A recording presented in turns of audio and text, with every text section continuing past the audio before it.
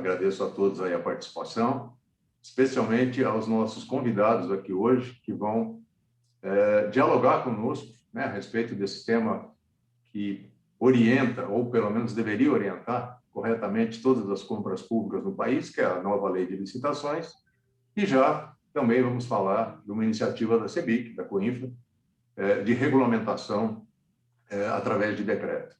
Agradeço, então, a presença do presidente, Zé Carlos Martins. Obrigado, Zé Carlos. O vice-presidente da CEBIC, José Eugênio Gise. Ricardo Portela, vice-presidente da CEBIC e presidente do CICEPOT Rio Grande do Sul. Nosso advogado e consultor, Fernando Bernalha. O João Carlos Pimenta, que aqui representa o CONFEA. Obrigado, João. A gente está fazendo uma interação importante, né, entre a CEBIC e o CONFEA. Tivemos uma reunião a semana passada, da qual eu participei, foi muito boa também. Obrigado aí pela sua presença. Luiz Henrique Cidade, que é o coordenador de Relações Institucionais da CEBIC, nosso homem do Congresso. Obrigado, Luiz, aí pela presença. E Denise, que é quem movimenta a máquina aí para acontecer a nossa reunião. Então, de saída, antes da gente entrar nessa parte mais, diria, técnica da reunião, queria passar ao presidente da CEBIC, José Carlos Martins, para dar aí os nossos cumprimentos iniciais a essa reunião. Por favor, Zé Carlos. Bom, boa tarde a todos. Muito bom estar aqui com vocês novamente. Hoje é um dia de grandes reuniões para a CEBIC. Nós estamos fazendo essa hoje, que o pessoal aí vai apresentar a vocês as nossas propostas a respeito de reequilíbrio de contratos e também a respeito dos vetos da lei de licitação. A lei de licitações, a gente sabe que não era nem perto do que a gente podia. Infelizmente, houve um atropelo. Hoje nós somos vítimas, na verdade, de um grupo de pessoas que não vivem o dia a dia das coisas, e se isso ajuda um pouco, não é só com a lei de licitações, é com tudo que a gente está no dia a dia. Tanto a parte de assessorias dentro de Congresso Nacional, quanto a parte técnica de ministérios, são formadas por pessoas que estudaram muito bem em grandes escolas internacionais, mas falta um pouco de escola da vida, de pisar no barro, como todos nós sabemos o que é. Mas isso não nos desmerece em hipótese alguma, muito pelo contrário. Ele nos estimula mais a continuar brigando. Ontem nós estivemos com o presidente Arthur Lira, presidente da Câmara. Foi um excelente diálogo, uma excelente conversa, que depois o Luiz Henrique, o Gise, que estiveram presentes, eles nos deu 1h30 de abertura no café da manhã, que a gente falou de igual para igual, transmitindo os nossos problemas, mostrando as nossas coisas, e vimos muita sensibilidade por parte dele. E eu vejo que o presidente Arthur Lira, ele tem um grande mérito. Ele é uma pessoa que fala na tua cara. Ele não chega e diz, isso pode, isso não pode. Levamos coisas que ele propôs, não, tire fora, fulano de tal, não. Um diálogo muito franco, que é o que a gente realmente acredita. Sobre o reequilíbrio de contratos, eu queria dizer para vocês o seguinte: o que a gente está em busca é que a gente forme, porque não adianta nós querermos a fórmula mágica que vá resolver todos os nossos problemas. O exemplo foi ontem, com o presidente Arthur Lira. Nós chegamos lá, nós tínhamos feito um documento. De um documento, a gente fez uma sinopse do documento. Quando a gente levou, a gente reduziu a sinopse. E, na prática, o que ele me mandou fazer foi mandar o WhatsApp para ele, com os itens do jeito que a gente queria, que era 3 ou 4 prioritários. Então, essas pessoas que têm muita coisa para decidir, não adianta muita coisa. E tudo que a gente não pode ter na proposta que nós vamos mandar, é ter pontos de discussão. Ele tem que ser líquido e certo. E o melhor argumento que a gente tem nesse momento é que as obras vão parar se não tiver um adiantamento do reajuste, entenda-se um reequilíbrio dos contratos. Então, nossa proposta é que tenhamos um aumento, imediatamente um reequilíbrio desse contrato, e que depois isso aí seja acertado acima ou abaixo lá na época do reajuste, na data do aniversário. Então, é isso, eu acho que a gente está tentando, sempre buscando estar mais juntos com vocês.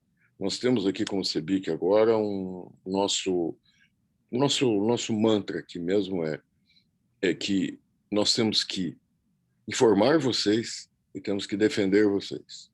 É isso que é o nosso mantra, é assim que a gente quer atuar cada dia mais. Nós temos agora, e depois de tarde, nós vamos ter sobre vícios construtivos.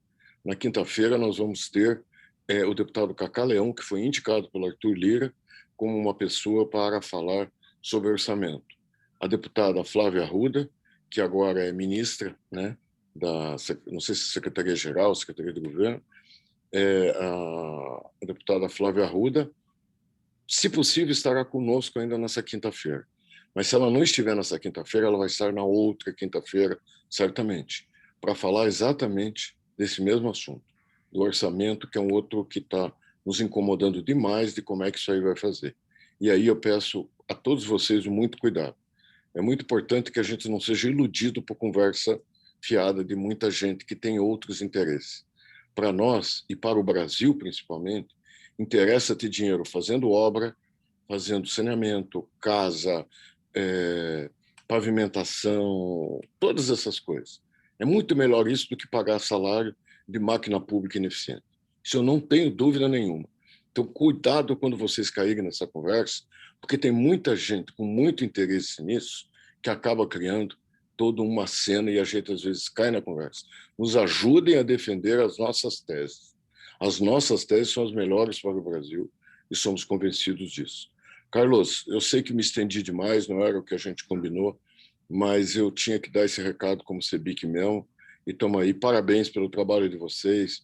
Participei de várias reuniões, estamos aqui com o Luiz Henrique hoje, com o Vernalha, com o Carlos Eduardo. Eu nem vejo que os outros que estão aparecendo é o Gize, Portela, né? Todos que estão aí. Então, eu queria só, era mesmo agradecer a todos vocês. Tá bom, Carlinhos? Estamos aí. Obrigado, presidente. Eu acho importantíssima essa visão mais geral que você coloca logo na abertura, até porque a gente tem um sério problema em curso, que é a ausência da aprovação do AGU, do Orçamento Geral da União. Isso está provocando falta absoluta de pagamento. Né? DENIT é um caso clássico. Né? O pessoal não tem autorização para pagar a obra. E isso não é de hoje. Né? Nós já estamos em abril. Então, é um problema muito sério. Não quero nem discutir o mérito. As emendas, 48 bi, superou, vai gerar improbidade administrativa, não vai? Eu acho que tem que se buscar uma solução equilibrada e imediata. Né? Ficar nesse tipo de discussão e arrastando esse procedimento, o que tem gerado para nossas empresas é um prejuízo enorme, por falta absoluta de capacidade de poder emitir, né, suas notas e faturar pelos serviços executados. Então, acho que é isso mesmo. Desculpa. Por favor, Zé Carlos. Desculpe, eu pensei que tivesse acabado. Não, acho que nesse ponto... Acho que essa informação é importante. Ontem o Arthur Lira falou que essa semana deve ser sancionado. E deve ser um misto de um PLN com vetos. Tá? Foi isso que ele falou para nós ontem. É a postura que estão tentando fazer, né? Ministério da Economia. Claro que Tribunal de Contas da União... Posso dizer só uma coisa a vocês? O que é a guerra que a economia gerou? Ele disse para nós, aqui em casa a gente pode falar, não dá para sair falando por aí, mas ele disse assim, que a economia errou porque esqueceu de dar no orçamento o reajuste do salário mínimo. Isso tinha um impacto de 18 bi, que a economia foi desconsiderada, então ela tinha que arrumar de qualquer jeito o orçamento por causa disso. E também porque se ela veta o orçamento e faz um PLN, as emendas deixam de ser impositivas e aí sai do controle deles a real colocação. Ou seja, é tudo jogo de poder, é tudo jogo de interesse, que a gente não tem que cair, a gente tem que ver o que é melhor. É salário de máquina ineficiente ou é fazer casa e saneamento? Porra, eu não tenho dúvida na minha cabeça. Tá, pessoal? É isso mesmo. Bom, hoje nós vamos tratar na primeira parte da reunião, né, a nova lei de licitações, a 14.133, foi recentemente sancionada, com uma série de vetos, são 26 vetos, se não me engano, feitos pelo presidente da República. E, na segunda parte, vamos também avançar já para uma proposta de decreto regulamentador de lei de licitações, tratando de um aspecto que tem causado um sério prejuízo para todas as empresas, principalmente as que operam em obras públicas, que é o desequilíbrio dos contratos em função da magnitude e permanência dos aumentos de materiais de construção durante essa pandemia. Eu acho que, quanto à lei de licitações, dando aí início à parte técnica da nossa reunião, eu gostaria apenas de inicialmente comentar sobre os vetos que foram colocados e o veto que foi por nós solicitado e acabou não sendo atendido pela Presidência da República. Acho que antes disso vale aqui uma observação.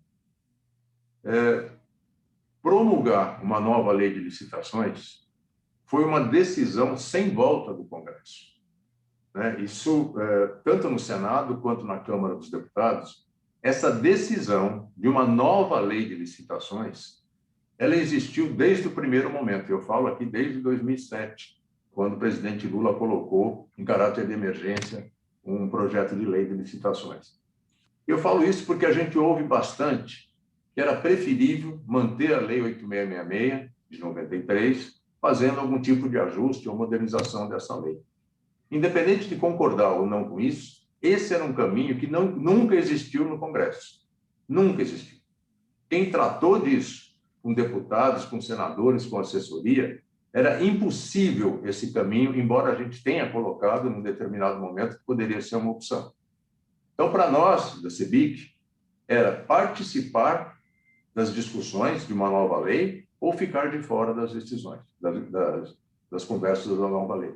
Evidentemente, claro, interesse nosso de defender as nossas empresas, optamos por participar ativamente. Foram centenas de horas de discussão, o Luiz Henrique está aqui para não me deixar mentir, tanto no Senado quanto na Câmara dos Deputados, tentando colocar, né, na lei algumas coisas que representassem, de fato, avanço e maior equivalência entre responsabilidades e deveres, e também um processo de redução de danos, que eu chamo, daquele projeto horroroso que saiu do Senado e foi para a Câmara dos Deputados.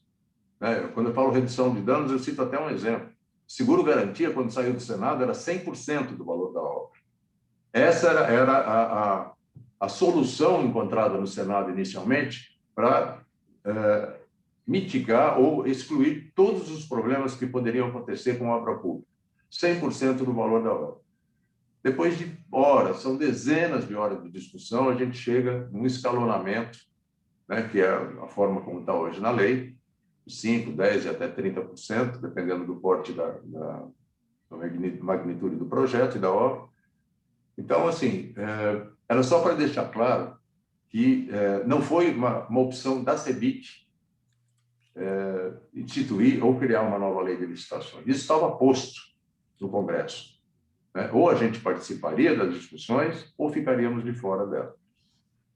Feito isso, eu acho que falar rapidamente, o veto que nós trabalhamos, ou tentamos trabalhar muito para acontecer, e aí foram reuniões com o Ministério da Economia, Ministério da Infraestrutura, Secretaria-Geral da Presidência da República e por aí afora, foi tentar evitar um conflito legislativo, o Fernando me corrija se é esse o nome, mas existente entre dois dispositivos da lei. Aquele no artigo 29, que proibia o uso do pregão para obras e serviços de engenharia, e o inciso 1º do artigo 56, que obrigava a utilização do modo aberto para todas as licitações feitas pelo menor preço, que é exatamente a grande maioria das nossas licitações públicas. Resumindo, o artigo 29 proibia o pregão, o artigo 56, inciso 1º, obrigava o pregão. Então, nós tentamos, de todas as formas, mostrar que isso ia gerar insegurança, judicialização, e, infelizmente, perdemos. Esse veto não aconteceu na Presidência da República. E fomos surpreendidos, né, na sanção da lei com 3 outros vetos. E sobre esses 3 outros vetos, eu sei até que foi dessa forma que o presidente Zé Carlos, o Giz e o Luiz Henrique colocaram ontem para o presidente da Câmara, Arthur Lira, e devia ser conversado, a gente vai tentar falar isso com o relator no Senado, Antônio Anastasia, porque foram identificados inicialmente, quando a gente discutia e trabalhava com as assessorias dos parlamentares, 3 pontos que mereciam ser resolvidos na lei de licitação, na nova lei de licitações, para evitar o chamado cemitério de obras paralisadas. A Câmara tem até hoje uma comissão que trabalhou conosco, Comissão de Obras Paradas, chama. E os 3 pontos eram melhoria da qualidade de contratação de projetos. Esses 3 pontos que eu falo aparecem em relatórios do Tribunal de Contas, quando ele fez 14 mil obras paralisadas no país. Então, melhorar a qualidade de contratação de projetos. A segunda é a questão da pontualidade e evitar atraso de pagamento. E a terceira era a questão da licenciamento ambiental, que, via de regra, demorava 1 ano, 2 anos, entre a ordem de serviço ou assinatura de contrato e o início de uma obra, principalmente obras de maior porte. Esses 3 aspectos foram amplamente discutidos por nós no Congresso e foram trazidas soluções para o projeto de lei que representariam, de fato, um equilíbrio e um avanço em relação a esses 3 pontos. Com relação ao parágrafo 2º do artigo 37, que foi vetado, os projetos, no projeto de lei, deveriam ser contratados através de técnica ou técnica e preço. Quando fosse técnica e preço, a técnica deveria prevalecer no mínimo com 70% nessa ponderação. Foi vetado, o que significa contratar projetos, continua na cabeça desse pessoal, sendo pelo menor preço. Então, eu acho que isso foi uma afronta muito grande para todas as horas de discussões que nós tivemos no Congresso. O segundo veto, parágrafo 4º do artigo 115, no projeto de lei, o licenciamento ambiental, quando responsabilidade da administração, só poderia, teria que ser emitida uma licença prévia antes da publicação do edital. Foi vetado. E, surpreendentemente, com a justificativa de que contrariava o interesse público. Eu até escrevi um artigo, acho que eu não entendo mais o que é interesse público. E o terceiro veto, que era o parágrafo 2º do mesmo artigo 115, que era que a expedição de uma ordem de serviço tinha que ser precedida de um depósito em conta vinculada daquele valor, ou seja, para eu mandar fazer, eu tenho que ter dinheiro. E não vale a pena nem ler a justificativa que deram para esse veto, que é uma agressão a qualquer tipo de pensamento republicano, porque eu acho que isso é uma válvula de corrupção, é uma porta para a corrupção muito grande.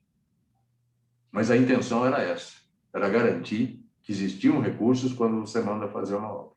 Também foi vetado. Eu acho que é o trabalho que a gente faz agora, e nesse ponto eu vou até pedir ao Luiz Henrique, antes de passar para o Bernardo, que dê uma palavrinha para nós, sobre derrubada de vetos. Eu sei que não é um caminho fácil, mas eu acho que, a partir de ontem e das reuniões que vão suceder, eu recomendaria também a gente tentar conversar com a Anastasia, porque ele relatou isso no Senado, passou por ele essa discussão e essas soluções. Mas queria te ouvir, Luiz Henrique. Dá para apostar nesse caminho? Vamos em frente? Boa tarde a todos. Obrigado, Carlos, pelo convite. É bom estar com você sempre, né? Sempre são discussões muito ricas e produtivas aí para o setor, né? Eu destacaria aqui, indo já direto ao ponto, para a gente não alongar, a importância dessa reunião que a gente fez ontem, né? O presidente Zé Carlos fez um encaminhamento muito positivo e, em especial, a essa matéria com o presidente Arthur Lira, né? Que colocou a necessidade de recepcionar os pontos que você destacou de forma tão clara agora aqui para todos, né? Na mão dele para que ele fizesse uma apreciação, né? Uma das encomendas que ele fez nessa demanda foi de que a gente indicasse a origem, né, do veto, né? Qual pasta teria solicitado e o porquê, né? A gente fez um material que eu disponibilizei a todos agora aqui, dando essa informação, qual é o veto, qual que é o número do veto. Tem 2 deles que têm 2 dispositivos vetados de maneira conjunta e serão apreciados em separado, em princípio, né? E por que a gente preparou esse material? Não somente para orientar o presidente Arthur Lira, mas também para que nós tivéssemos em mãos, e isso a gente pode sim dividir com todos, né, membros da COINFRA e não membros, pessoas que hoje nos assistem, que têm condição de mobilizar qualquer parlamentar. A apreciação de vetos é feita pelo Congresso Nacional, primeiro pela Câmara dos Deputados e segundo pelo Senado, né, agora em sessão separada em função da pandemia, né? Quer dizer, eles apreciam isso primeiro numa casa e depois na outra, mas não conjuntamente como se dava antes, né? Então, esse documento ele é orientativo justamente para que esses vetos sejam derrubados. Essa é a intenção, né? Então, por óbvio, né, como o Carlos bem destacou, nós tivemos a oportunidade de falar com o governo e todos os ministérios interessados, né, na matéria, né, na lei de licitações, em todas as pastas que o Carlos aqui mencionou. Quer dizer, os argumentos foram colocados com muita propriedade, né, isso é importante destacar, e nós não fomos ouvidos, né, porque existem concepções distintas da nossa, né, pelo óbvio, né. Então, o que nos cabe agora é partir para organizar uma ação no sentido da derrubada desses vetos que foram destacados aqui. E, para isso, vale a mobilização geral. Então, qualquer parlamentar, qualquer um dos senhores que tenha relação com qualquer parlamentar, eu acho que era importante, Carlos, dividir com as pessoas esse material, ele é orientativo para essa conversa, né? E indo no ponto, com argumentos simples como o Carlos aqui colocou. Não precisa trazer complexidade nenhuma para a conversa, né? Simplesmente derrubar os vetos pelas razões que o Carlos aqui mencionou.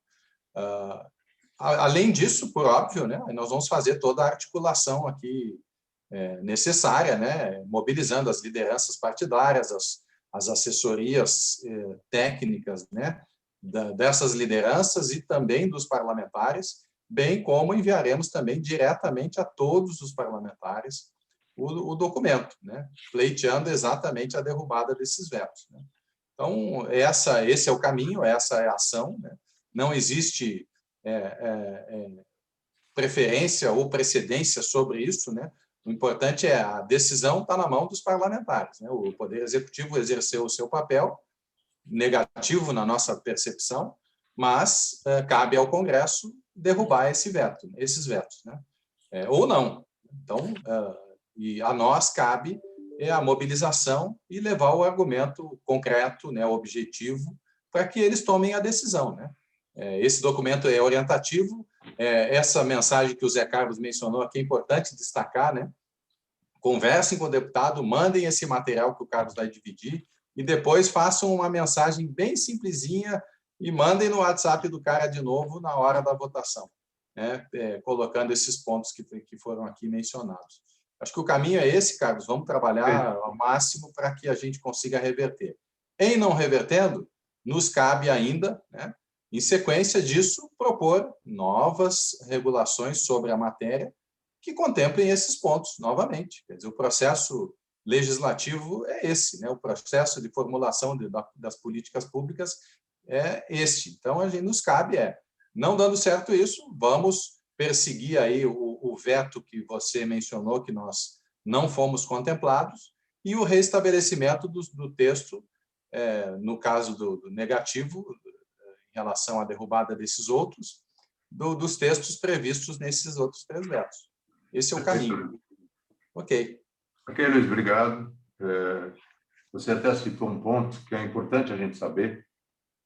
A Lei 14.133, essa nova lei de licitações, ela tem pelo menos 15 ou 16 pontos da lei que reclamam, né, estão colocados ali, que têm que ser regulamentados via decreto.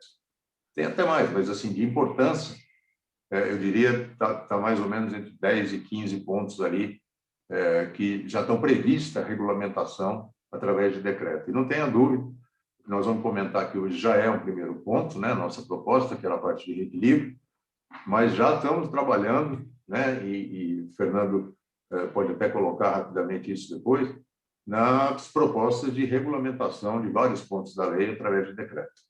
Eu acho que tentar melhorar, tentar trazer para a lei realmente alguma parte de maior segurança jurídica aí, e equilíbrio entre contratantes e contratados. Então, eu acho que, Fernando, eu pediria para você agora, a palavra é tua, fazer um apanhado aí de como você vê que ficou a lei, na tua visão, né? Tem total liberdade aí para colocar a tua visão da nova lei de licitações, e em seguida a gente abre para alguns comentários aqui dos nossos participantes sobre essa primeira parte da reunião, que é a nova lei de licitações. Obrigado, Fernando, a palavra é tua. Boa tarde, Carlos. Boa tarde a todos. Agradeço, Carlos, o convite. Eu preparei aqui uma apresentação dos 8 temas, que me parece que são os temas que melhor exemplificam as novidades trazidas pela nova lei em comparação com a Lei Geral de Licitações, que ainda segue vigendo, né, por mais 2 anos, em função da modulação da eficácia da nova lei, que é a Lei 8666, né, deixará de ter eficácia a partir de 1º de abril de 2023. Mas, antes disso, eu queria fazer aqui um rápido comentário inicial, reafirmar, né, a minha frustração com essa lei. Eu acho que essa lei tem descontentado os operadores das licitações, tem descontentado o mercado, e isso em função, na minha visão, de 3 problemas principais. O primeiro é o problema de técnica legislativa. Acho que a lei é mal elaborada, a lei é mal feita, ela tenta essa integração do RDC, da 8666 do pregão, não consegue fazer isso bem feito, a gente vê que há um prejuízo para a coerência sistêmica, como eu tenho dito, do regime. O tema que você comentou no início exemplifica isso, esse aparente conflito que se estabelece, né? Por um lado, proíbe-se o pregão, por outro, obriga-se o modo aberto com o procedimento da concorrência, que equivale, na vida real, ao procedimento do pregão, e como esse, eu acho que há outros também conflitos que se estabelecerão em função dessa lei tentar muito mais uma colagem desses regimes do que uma verdadeira integração, né? E porque, em alguma medida, o modelo do RDC, por exemplo, é incompatível com o modelo da 8666, como eu tenho dito, né? O 8666 é um modelo ali focado nas modalidades de licitação, pressupõe a tipificação dos procedimentos para as licitações, enquanto que o RDC é um modelo ali mais voltado para os modos de disputa, né, e que permite ao designer da licitação montar o processo de licitação como lhe pareça mais apropriado para os casos concretos, quer dizer, oferece mais flexibilidade para o gestor público. Eu acho que isso não combina, a lei tentou integrar esses regimes, mas isso não foi, ela não conseguiu um bom resultado. Eu acho que a gente vai ter aí um período de muita insegurança jurídica em função dessas imprecisões da nova lei, e, portanto, nós vamos passar um período aí, vai ter uma curva de aprendizado para a gente lidar com essa nova lei, e acredito que essas inseguranças que ficam, né, elas só serão saneadas a partir do momento que houver interpretações pelos órgãos de controle, interpretações saneadoras pelos órgãos de controle. Eu acho que o segundo problema aí é o perfil muito burocrático, né, das licitações reguladas por essa nova lei. Eu acho que ela reproduz um pouco da lógica da 8666. No momento em que a 8666 foi editada, até era compreensível, né, os escândalos de corrupção que havia. Então, foi uma lei muito formalista, controladora, né, dos administradores públicos. O processo de licitação ficou quase que todo ali tipificado na lei, portanto, quase nenhuma discricionariedade para o gestor público. E agora isso se repete, eu acho que até se intensifica com a nova lei. E claro que tem os achados aí da Operação Lava Jato, que podem ter influenciado o legislador, mas o fato é que nós já experimentamos esse modelo hiperburocrático da 8666 e verificamos que ele não inibe a corrupção, não inibe os desvios, talvez muito pelo contrário, né? Ele sirva até para esconder, sob a sofisticação burocrática da lei, a prática de desvios e de corrupção. Então, assim, eu acho que a gente vai perder muita eficiência, a gente precisaria de um modelo mais simplificado e que oferecesse um pouco mais de liberdade para os administradores públicos conduzirem o processo de licitação. Você traz o exemplo da licitação para projetos.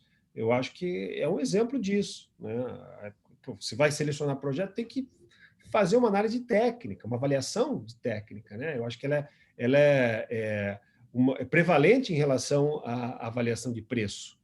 E isso não está. A gente viu que caiu com o veto. Agora a gente tem uma lei muito focada no menor preço, né? E no menor preço que resulta do aparato burocrático da licitação, né? Que não é o melhor preço, não é a melhor proposta na vida real. A gente sabe que, na grande maioria dos casos, ou pelo menos em boa parte dos casos, não é. E o terceiro problema, eu acho que o mais importante, é que essa lei não consegue demarcar bem os direitos do contratado em face das prerrogativas e dos privilégios das administrações públicas que seguem mantidos com essa nova lei. Também entendo que, no momento que a 8666 foi gestada, havia ali a ideia de que a administração pública precisaria de ter prerrogativas, né, em detrimento ali dos direitos do contratado.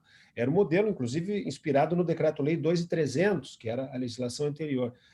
Hoje não faz mais sentido isso, né? Pelo menos não nesta dimensão. A administração pública sai com o poder de modificar, rescindir, aplicar sanções e, inclusive, de atrasar pagamento por até 2 meses, contados da emissão da nota fiscal, segundo os termos da nova lei, né? Acho que melhorou um pouco, a 8666 falava em 90 dias, mas ainda assim é uma prerrogativa completamente despropositada, né? Se admitir que a administração pública possa atrasar pagamentos e o contratado segue obrigado a entregar o serviço, a executar a prestação, isso não faz o menor sentido, né? Então, claro que isso traz custo para a contratação administrativa, traz insegurança, isso aumenta o custo de transação das contratações administrativas. A administração pública paga essa conta, né, dessa insegurança criada em função dessas prerrogativas que são reservadas às administrações públicas. Então, eu acho que esse foi um ponto assim, que eu fiquei muito frustrado. A gente vê ali, vou dar um exemplo, tem uma lei ali, tem uma norma na lei que prevê a possibilidade de aplicação de multa de mora pelo atraso da execução da prestação pelo contratado. Não há nenhuma previsão na lei sobre o pagamento de multa de mora pela administração pública em função do atraso da sua obrigação de pagamento, né? Então, assim, a gente vê que continua acentuada essa assimetria na relação público-privado e, na minha opinião, esse é o grande problema do regime dos contratos administrativos que, lamentavelmente, não foi corrigida com a edição dessa lei, depois de tantos anos discutindo. A gente discute isso, né, desde 95, né? Então, mais de 25 anos que a gente discute a modernização do regime de licitações e contratos. Então, assim, vou aqui rapidamente mapear 8 temas que eu acho que retratam as principais novidades para o setor da construção. Primeiro, com relação às modalidades de licitação, né, a gente vê que se elimina a tomada de preço e o convite, desaparecem essas modalidades. Então, nós temos o pregão à concorrência, como as 2 modalidades principais de licitação, o concurso, né, que eu acho que é uma modalidade de cabimento excepcional, que já constava da 8666, e a introdução do diálogo competitivo também como modalidade de licitação, que eu acho que vai ter também um cabimento muito específico, para hipóteses muito específicas.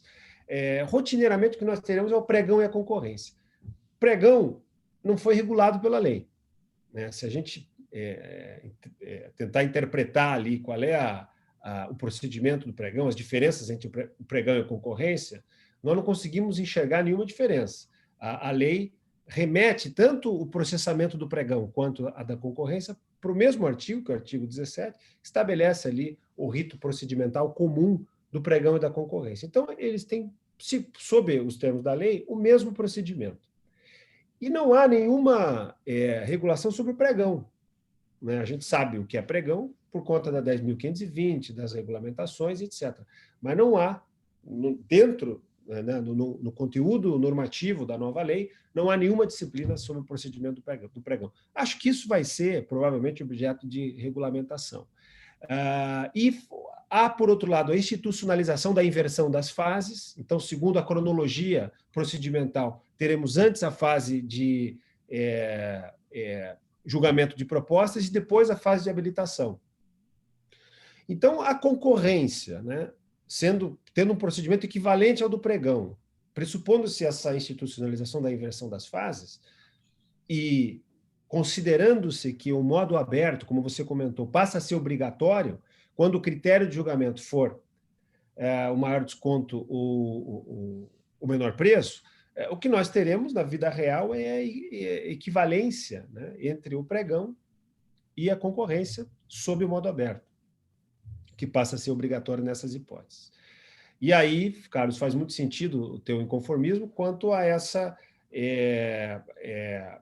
esse conflito que se estabelece entre a obrigatoriedade da adoção do modo aberto para licitações sob o critério de menor preço, maior desconto, e a vedação, a utilização do pregão para obras e serviços especiais de engenharia. De fato, existe um conflito, infelizmente não foi superado com o veto, e aí eu acho que isso vai ser objeto depois de interpretação, e eu espero que prevaleça, né, a norma especial, que é a norma dirigida ali a obras e serviços de engenharia, em detrimento da norma geral, né? Eu acho que essa é uma linha interpretativa que pode ser depois desenvolvida e, quem sabe, pode conduzir aí a uma formação de jurisprudência nesse sentido. Depois, nós temos os modos de disputa, né?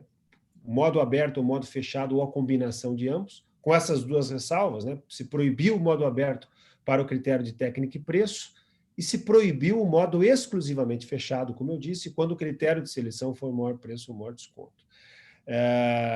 E como procedimento auxiliar, nós temos o PMI, né? Tem ali uma norma voltada a regular o PMI, uma regulação assim, muito lacônica, né? Mas, assim, eu acho que o que interessa dizer é que, segundo essa norma, o PMI seria cabível para soluções inovadoras, né? Então, eu preciso ter uma carga de novidade para que a administração pública possa solicitar levantamentos, estudos e projetos relacionados a um certo tipo de objeto. No princípio, não há nenhuma restrição ao PMI quanto ao tipo de objeto, obra, serviço de engenharia ou qualquer outro objeto. Ele passa a ser cabível para qualquer tipo para objetos de qualquer natureza, desde que se pressupõe ali uma solução inovadora sendo buscado pelas administrações públicas. Acho também que o PMI, esse PMI, vamos dizer assim, ordinário, porque o que nós tínhamos até então era um PMI voltado para as concessões e parcerias público-privadas, regulamentado no âmbito regional e local, e no âmbito federal, né, por um decreto federal, mas a gente não tem uma lei nacional sobre regulando os PMIs. Acho que esse PMI ordinário, que tem essas normas que, na minha opinião, são normas gerais, então são de aplicação vinculante aos estados e municípios, será também regulamentado por via de decreto, né? Eu acho que haverá um decreto federal regulamentando o processamento desses PMIs, sem prejuízo de estados e municípios também terem os seus decretos regulamentadores do PMI. Depois, o tema da inexecuibilidade de proposta, a gente já comentou muito isso, acho que isso foi um avanço, né? Para obras e serviços de engenharia, especificamente para esse tipo de objeto, as propostas inferiores a 75% do valor orçado serão consideradas inexequíveis. Há uma dúvida se essa inexecuibilidade será considerada ou não uma presunção relativa ou absoluta, que é a mesma dúvida que, historicamente, nós temos a propósito da norma da 8666, lá que tem a sua fórmula para calcular a inexecuibilidade. Prevaleceu o entendimento no âmbito da jurisprudência do TCU, que essa é uma presunção relativa, né? Então, sempre se admitiu a contraprova pelo titular da proposta de que ele teria condições de praticar aquele preço, mas, enfim, é uma nova norma, pode ser que haja uma interpretação diferente.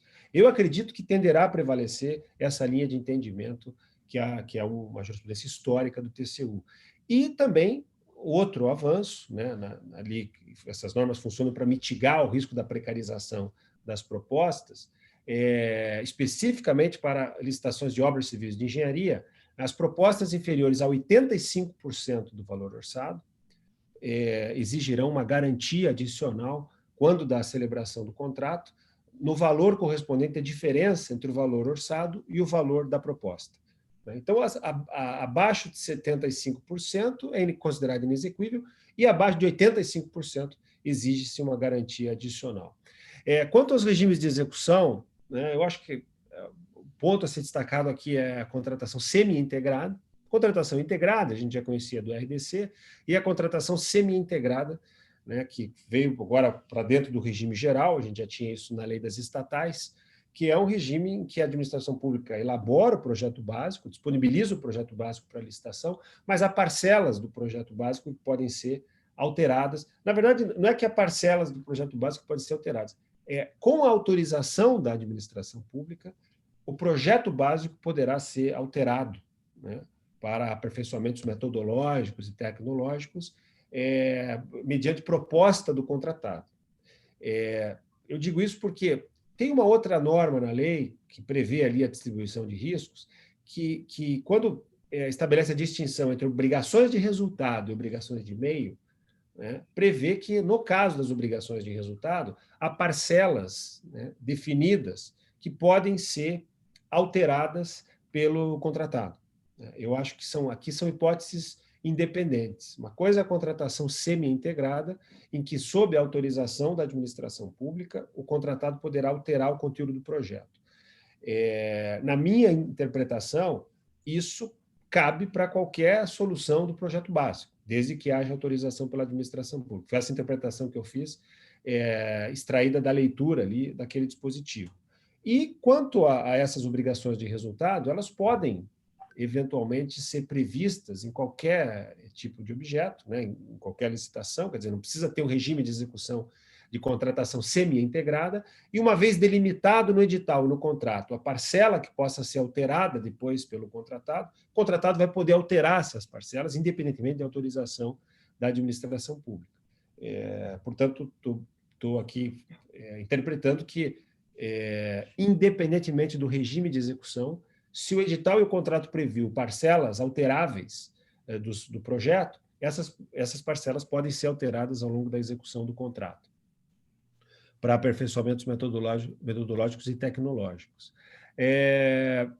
Também uma outra norma interessante aqui é que a formalização do termo aditivo, né, acaba sendo uma condição para a execução pelo contratado daquelas prestações que foram alteradas do objeto. Acho que isso também é um avanço, porque a gente tinha na prática, né, esse problema, quer dizer, os contratados acabavam avançando com a execução por pressão ali do fiscal da obra, dos agentes da administração pública, paralelamente à tramitação, né, dos termos aditivos, que às vezes esbarravam ali em dificuldades burocráticas e depois isso gerava um problema lá na frente, inclusive quanto a reequilíbrio econômico-financeiro. Agora tem uma regra clara, que é a condição para a execução pelo contratado da formalização do termo aditivo. Isso pode haver uma antecipação, desde que por ato justificado da administração.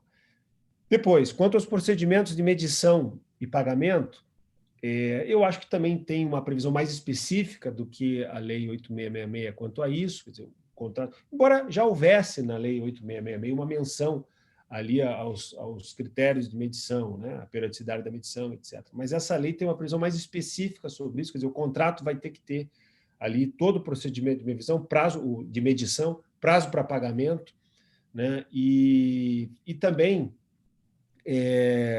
uma previsão muito interessante no que diz respeito a obras de serviço de engenharia é que a periodicidade da medição deverá ser mensal, quando compatível com o objeto. Essa também é uma outra previsão que não existe na 8666, né? A preferência pela periodicidade mensal no que diz respeito à execução de obras de serviço de engenharia. Quanto ao reajuste, também eu acho que a gente teve um avanço aqui, uma previsão de que, independentemente do prazo da execução do contrato, o contrato deverá conter cláusula de reajuste que estabeleça ali o índice de reajustamento de preço. Porque, na prática, o que nós tínhamos eram contratos, né, com prazo ali projetado para menos de 12 meses, então esses contratos, boa parte desses contratos não continham cláusula de reajuste, tendo em vista que a periodicidade mínima é anual. Ocorre que, na vida real, os contratos poderiam, eventualmente, eram prorrogados, né? E, como não havia previsão no contrato do índice de reajuste, a administração pública ficava desconfortável em conceder o índice de reajustamento. Não em todos os casos, mas em alguns casos isso ocorria. Essa norma agora exige que o reajuste seja previsto no contrato, independentemente do prazo de execução do contrato, do prazo de duração do contrato. Outro tema a que eu já fiz referência, né, quanto às obrigações de pagamento, essa mora tolerada, que eu chamo, que é a obrigação do contratado ter de executar o serviço, ainda que a administração pública atrase, né, o cumprimento das obrigações de pagamento. A nova lei estabelece que esse prazo de 2 meses, contados da emissão da nota fiscal, eu acho que isso já é um avanço em relação à legislação anterior, que previa o prazo de 90 dias.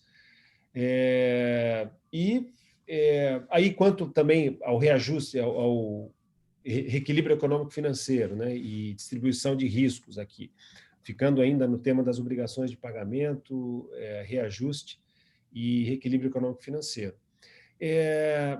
Aqui nós temos praticamente a repetição da 8666, aquele dispositivo, o famoso dispositivo do artigo 65 da 8666, que aloca, né, o risco alusivo à alha extraordinária e extracontratual à responsabilidade da administração pública, que inclusive é o dispositivo que tem fundamentado aí os pedidos de reequilíbrio econômico-financeiro em face do aumento no preço de insumos experimentado nos últimos meses. Esse dispositivo está praticamente repetido na nova lei, redação um pouco diferente, mas do ponto de vista jurídico aqui a alocação de riscos é a mesma, não há nenhuma diferença. E a única coisa é que essa nova lei equipara, né, ao caso fortuito ou força maior, a esse risco atinente à alha extraordinária, a paralisação da execução do contrato em função de atraso na conclusão de procedimentos de desapropriação, desocupação e licenciamento ambiental. E esses encargos, né, a lei também prevê que podem ser transferidos ao contratado. Exatamente por isso é que se prevê que caso haja o atraso no cumprimento desses procedimentos, naquilo que não disser com as obrigações do contratado, ou seja, naquilo que disser com a responsabilidade da administração pública ou de outras, enfim, terceiros, né, não envolvidos no contrato, isso caracteriza, para fins dessa alocação de risco, uma ala extraordinária, um risco alusivo à ala extraordinária, um caso fortuito de força maior. Portanto, enseja o direito ao reequilíbrio. Fernando, temos aí mais 5 minutos para essa primeira parte, a gente encerrar. Pode ser? Não, eu estou encerrando já, só faltam 3 temas aqui. O próximo é a distribuição de riscos, acho que eu já comentei muito sobre isso, não vou repetir aqui. Eu acho que é um avanço, né, porque a gente vai ter ali matrizes de risco mais bem definidas, acho que isso traz mais segurança jurídica para a relação contratual, portanto, menos litígio, né, acho que isso traz menos custos relacionados principalmente a essa insegurança jurídica que nós temos em face, por exemplo, de contratos com matrizes de risco relapsas e lacunosas, que eu acho que a grande maioria dos contratos de obra hoje, né, não contam com matrizes de risco mais avançadas. E aí eu tenho um detalhe que eu já comentei na minha última fala sobre essa taxa de risco, né, que é prevista ali, e cuja metodologia para a definição da taxa de risco ficou à conta da regulamentação das administrações públicas estadual e local, federal, estadual e local. Isso aqui que a gente precisa entender bem como é que vai funcionar, porque, em princípio, toda a alocação de riscos ela deve estar refletida no preço do contrato, portanto, no orçamento da administração pública. Temos que entender o que seja essa taxa de risco compatível com o objeto da licitação. Parece que é uma taxa de risco adicional a todos os riscos que compõem ali a matriz de risco que se refletem no preço do contrato. E depois, eu acho que outro tema também que foi mal endereçado pela lei, é um tema lacunoso no contexto da lei, é o tema da alteração contratual. E se a gente reparar ali, Carlos, aqueles limites de 25% ou 50%, ali conforme o caso, né, que já constam da 8666, foram reproduzidos na nova lei, mas não há nenhuma norma da nova lei que estenda esses limites às alterações consensuais. Pelo menos eu não identifiquei isso. Na 8666 é uma regra expressa que prevê que esses limites, né, que são ali previstos para as alterações unilaterais, são extensíveis às alterações bilaterais e consensuais. No contexto da nova lei, não há essa norma. Então, eu tenho dúvidas se, em se tratando de alteração consensual, não haveria limites dessa natureza, né? E também, um outro tema clássico em relação à alterabilidade do contrato é a forma de calcular esses limites. E a gente já discutiu muito sobre isso, a lei não tratou disso, né? Se pode compensar ou não acréscimos e supressões, por exemplo, que é uma jurisprudência do TCU. E o último tema, o tema das garantias e seguros, para encerrar, ali a garantia contratual prevista em 5%, acho que não há grandes novidades em relação ao 8666, podendo chegar a 10% desde que haja justificativa. E o que nós temos de novidade é a disciplina do seguro-garantia, né? Para obras e serviços de engenharia, pode ser obrigatório o seguro-garantia e pode ter, inclusive, cláusula de retomada, né? Que é a obrigação da seguradora concluir o objeto do contrato. Na verdade, segundo a norma, e eu acho que a norma é mal redigida em relação a isso, mas, segundo o que consta ali, a seguradora poderia optar ou por concluir a execução da obra ou do serviço, e aí ela vai perceber a remuneração remanescente para isso, ou ela pode simplesmente pagar o valor segurado. Então, ela pode optar. Se ela optar por concluir a execução da obra ou do serviço, ela não precisa pagar o valor segurado. Se ela optar por não concluir a obra ou serviço, ela tem que pagar o valor segurado. E esse valor segurado, em se tratando de obras de grande vulto, né, acima de 200 milhões de reais, pode chegar até 30% do valor inicial do contrato. Então, a cláusula de retomada, na minha opinião, ela pode ser exigida para qualquer valor, né, para contrato de qualquer valor, de obras e serviços de engenharia. Essa apenas se pode chegar a 30% em se tratando de obras de grande vulto. E aqui eu acho que a grande dúvida que fica é essa: como que será feita essa opção pela seguradora, né, entre concluir a execução do contrato ou pagar o valor segurado? Porque a outra norma, outro dispositivo que trata exatamente desse tema, que dá a entender que a cláusula de retomada seria obrigatória para a seguradora, né? Mas quando a gente olha aqueles outros dispositivos que prevêem a possibilidade da seguradora fazer essa opção entre concluir a obra ou pagar o seguro, a gente fica em dúvida se é, de fato, obrigação da seguradora concluir a obra, ou esse step-in, né, na obra, ou se ela pode optar por simplesmente pagar o valor segurado. Eu acho que eram essas, claro, os principais temas aí da nova lei que eu acho que discrepam do tratamento da 8666. Perfeito, Fernando. Acho que você deu um bom apanhado aí para a gente. Eu também tenho sérias dúvidas em relação ao step-in, né, que é chamado da seguradora.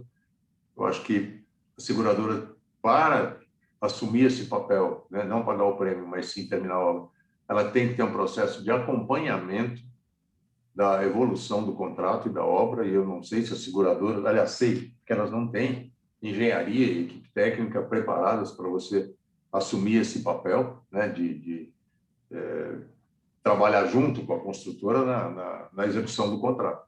Inclusive, Carlos, tem uma previsão ali que autoriza a seguradora. Primeiro, a seguradora tem que assinar o contrato junto, e tem uma previsão que autoriza ela a fiscalização do contrato. A fiscalização da obra, exatamente.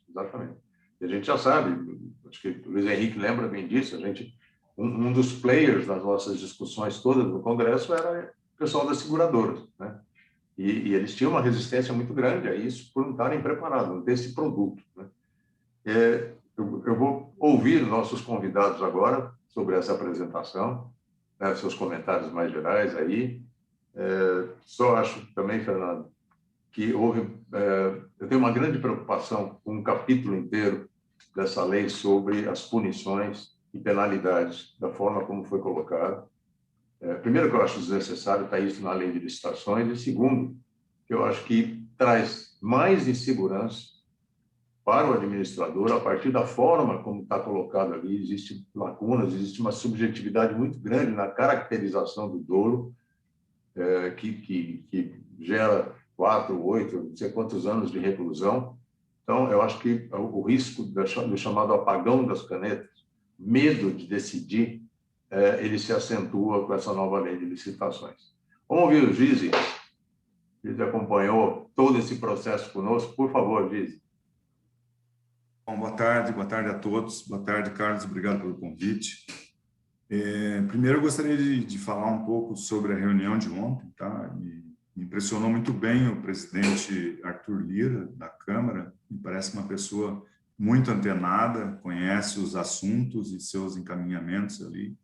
Então, essa reunião que o presidente falou me deixou bastante otimista a gente conseguir alguma coisa interessante para o país, né? Que, com certeza, se é interessante para nós, é interessante para o país, né? Nós geramos emprego, geramos riqueza, nós geramos PIB, né? Que é uma linguagem que os economistas conhecem bem, e nós somos parcela fundamental para que isso aconteça, a elevação dela.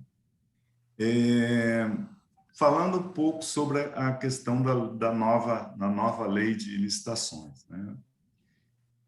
E pegando um pouco nessa última frase que você falou, cara, nesse último tópico que você tocou, né? É triste de ver, né, que essa lei de licitações ela tem dois balizamentos muito fortes. Um balizamento é o da corrupção, tá? Onde ela faz toda essa situação de penalização, mas não só isso. A questão do fato de fazer algo muito burocrático, tá? Que a gente já vem dessa cultura, né? A lei anterior também era no momento após o governo Collor e tal. Então, esse balizamento muito forte prejudica muito o país, né? E achando que, com burocracia, né? Porque há um compromisso aqui com o documento, com a burocracia, com o processo. Não tem um compromisso com o resultado. Qual é o resultado? Fazer a melhor compra para o Estado.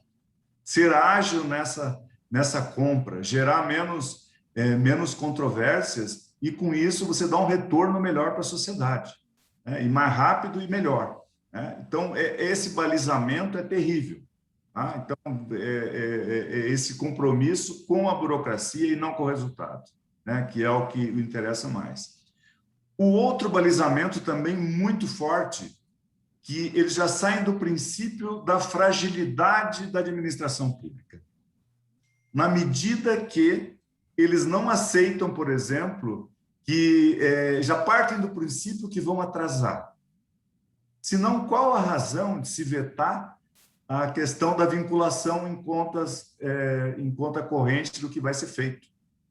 Ora, se isso é um problema para eles, já partem do princípio que eles não são capazes de ter um planejamento, de ter um orçamento para pagar as suas coisas em dia. Tá? Então, eu acho esse um outro balizamento que dá, e tem a própria questão do veto, da questão da licença ambiental, tá? Já mostra a fragilidade deles, né? E aí eu não vejo, por exemplo, poderia se partir daí e buscar, sim, um fortalecimento melhor no Estado, naquilo que ele deve ser forte, naquilo que ele deve ser eficaz e eficiente. Então, isso é uma tristeza, nós estamos pagando um preço por isso, vamos pagar mais caro ainda, né, se não resolvermos essas questões. Acho que é isso, Carlos, bem rápido, né, e para dar um tópico aí da forma como eu estou enxergando a nova lei. Obrigado. Perfeito, Gise. Eu acho que reflete, a imensa maioria de todos nós, dessa forma como você colocou. Você citou essa questão que prevalece ainda, né? Vivemos essa situação na 8666 com relação ao governo Collor. Mas a gente sentiu claramente que prevalece essa visão. E a reunião que eu tive a sexta-feira ou quinta-feira com o Confia, né, e o João Carlos Pimenta, me chamou a atenção que ele falou, eles tinham tido uma reunião com o TCU sobre a questão de reequilíbrio. Me chamou a atenção, Pimenta, você dizer de algumas terminologias que o TCU repetidamente falaram nessa reunião, né? O jogo de planilha, etc. Então, até pegando esse gancho, eu queria passar a palavra para você agora, Pimenta. Obrigado aí pela presença. Obrigado, Carlos. Eu vou ser bem rápido, que eu sei aí do nosso tempo, né? Nossos assuntos são muito prementes. O Fernalha foi bem didático, foi bem abrangente, muita coisa que eu tinha relacionado aqui já não há necessidade, porque já foi bem explicado. Restaram algumas preocupações, né? Algumas preocupações. A primeira delas é que, em prevalecendo esses 75%, vamos que não prevaleça aí o que o TCU pensa, mas que seja o, vamos chamar, menos mau senso, não é bom senso, menos mau senso, de realmente limitar em 75%. O critério de desempate que está previsto na lei é estapafúrdio. Ele é uma coisa assim que eu não vejo como aplicar esse critério, que é o artigo 60, se eu não estiver errado. Desempenho, item 1, desempenho contratual prévio. Vai ter um tal PNCP aí, nacional, de não sei o quê, que vai controlar. Vai ser um grande irmão, pelo que está aqui. Ele vai saber tudo. Ele vai desempatar uma licitação da prefeitura lá do interior de um estado qualquer, tá certo? Porque ele vai, o primeiro critério que vai, se prevalecer realmente o rigor no desconto de 25%, o primeiro é desempenho contratual prévio e vai ser dado por esse PNCC, tá entendendo? Que vai saber tudo dos contratos. Essa é uma preocupação. O segundo, esse eu queria entender, se o Vernalha depois pudesse, ainda tivesse um tempinho, ações de equidade entre homens e mulheres. Esse é que eu queria saber. É o segundo critério de desempate que está nesse artigo, que é o 60, tá certo? Quer dizer, então, em prevalecendo aí esse limite de 25%, seria menos mal, igual eu falei, porque o outro anterior dava 48%, você ganhava, não tinha limite. Agora não, agora é 25%. Mas tem a possibilidade de o cara provar que é execuível, se ele der 40%, mas tudo bem. Mas vamos que consiga se vencer isso. É preocupante. Eu vou falar rapidamente. Essa é uma preocupação grande. E depois, o terceiro item, integridade. Menos mal, que quem teve o dispêndio e o trabalho aqui em Brasília é exigido em obras acima de 5 milhões, programa de integridade, as empresas que praticam obras acima de 5 milhões aqui em Brasília têm que ter o programa de integridade instalado, é o caso da nossa empresa, tá certo? Menos mal, mas os dois primeiros realmente preocupam muito como isso vai ser feito. E eu tinha relacionado também com ênfase o artigo 102, que é esse do seguro, que das atribuições do seguro-garantia em qualquer obra, porque está serviço de engenharia. O outro não. Anterior, no artigo anterior, fala de obras de grande vulto, 30%. Depois, quando ele vem com o artigo 102, que eu pus até na tela aqui, para não ficar difícil, ele diz que é obra de engenharia. Então, qualquer obra de engenharia, até, vamos exagerar, até um pregão de valor pequeno, tá certo? Pode ser exigido que a seguradora assuma. Quanto vai cobrar uma seguradora para ter um contrato desse, para dar uma apólice dessa? Isso que eu queria saber. Quanto que vai custar isso? Isso vai inflacionar as obras públicas, né? Porque se for exigido, todo mundo vai gastar. São providências inflacionárias. E outro, por último, eu sei do nosso tempo, preocupou muito como é colocado aqui recebimento provisório definitivo, lá na frente. Era um artigo, eu perdi um pouco a tela aqui agora, mas lá na frente, a 8666 era bem amarrada. Você tem que dar 15 dias, se o cara não responder, está recebido. Tinha uma série de coisas que eu acho que deve ter incomodado muito aí, em muitos casos. E outra coisa, ele diz aqui dos 5 anos, que anteriormente era pelo Código Civil, aquele famoso artigo 1245 do Código Civil, solidez e segurança por 5 anos, independentemente de qualquer coisa e tal. Agora, além de poder ser mais do que 5, que é aquele que franqueia, ele estende isso a qualquer tipo, inclusive fala reforma, então, ou seja, para mim, até pintura está colocado aqui como 5 anos. Então, não fala em prazo do recebimento definitivo. Por sorte, fala que o edital pode criar normas próprias ou pode-se criar um regulamento. Então, essa preocupação do Vernalha, que eu queria que já fosse pensando nisso, para a gente instituir a nível de CEBIC, eu coloco aí o CONFEA para colaborar, para alinhar nesse sentido, de já criar, se for um decreto, ou se for alguma coisa, para melhorar isso. Porque como está terrível, está muito ruim. Então, eu teria muitas coisas, mas eu sei do nosso tempo e vou ficar por aqui. Eu tenho certeza que não vai ser a última conversa, né? Vamos ter muito quilômetro para rodar pela frente aí, então eu limitaria isso. E, mais uma vez, agradecendo aí o meu amigo Carlos Eduardo pelo convite e que também nós vamos retribuir da mesma forma que tivemos assuntos no Confere, será chamado, sempre que o tempo puder. Ele é uma honra recebê-lo nas nossas reuniões. Obrigado, pessoal.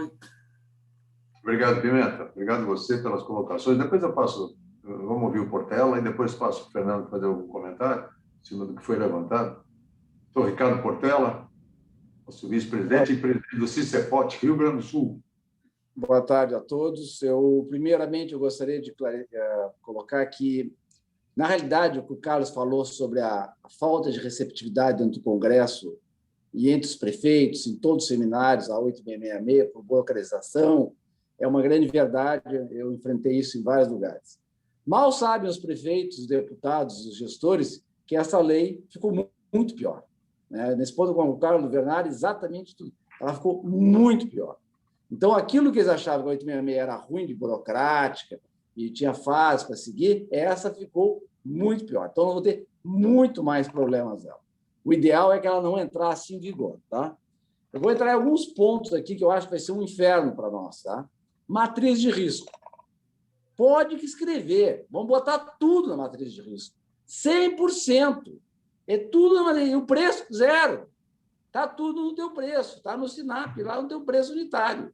Então, vai ser tudo responsabilidade tua e matriz de risco, zero. Então, as reivindicações justas, justíssimas, de quando atrasa, quando faz isso, vai estar escrito que a culpa tu tinha que ter previsto no teu preço.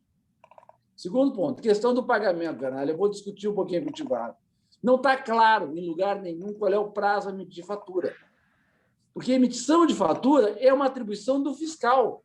Ele tem que autorizar, tem a minha medição. Depois da minha medição, eu tenho que emitir a minha fatura e ele tem que vistar. Então, ele pode levar 30 dias, 60, 90 com a minha medição na mão sem autorizar a fatura. E eu só vou ter possibilidade de parar 60 dias após a fatura. E quando é que eu vou emitir essa fatura? Não está claro. Então, o critério da 8666 era muito melhor, que era 90 dias após o mês de execução do serviço. Agora é a fatura. Só que eu não sei quando é que eu vou emitir minha fatura. Porque eu não posso simplesmente chegar no órgão e protocolar minha fatura lá dentro. Não posso. É proibido. Eu tenho que ter uma medição aprovada por alguém lá de dentro. Tem um boletim de medição aprovado. Então, vai ser outro pepino para nós. Seguro. Concordo em gênero e número grau que o Pimenta falou.